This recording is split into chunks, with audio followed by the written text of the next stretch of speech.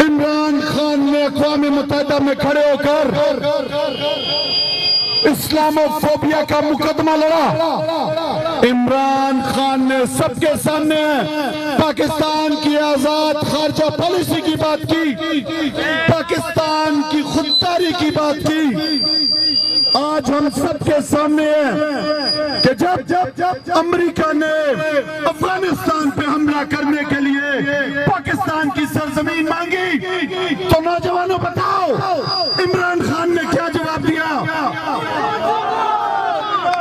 عمران خان نے کہا کبھی بھی نہیں، میں کسی بھی اپنے ہمسائے پر کبھی بھی اپنی سرزمین کو استعمال ہونے نہیں دوں گا کہ وہ ہمارے ہمسائے پر حملہ کرے۔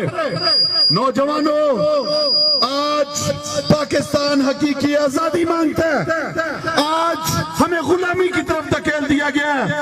میں اور آپ اس ملک کے باسی ہیں جو ایک نظریے پہ بنا۔ پاکستان تمام اسلامک دنیا میں واحد ملک ہے جو اسلام کے نام پر بنا۔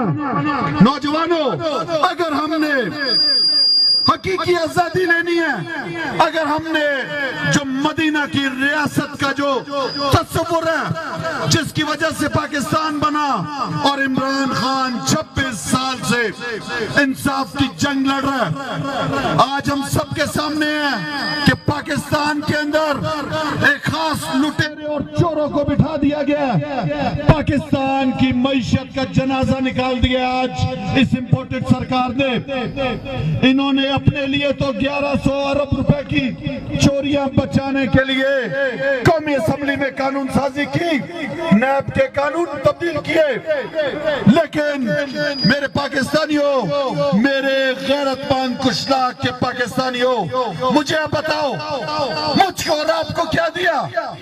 ہمارے دور میں جب عمران خان کی حکومت تھی، کرونا جیسی وبا آئی جو پوری دنیا میں آئی، عمران خان نے حوصلے اور ہمت کے ساتھ کسی کی نقل نہیں کی۔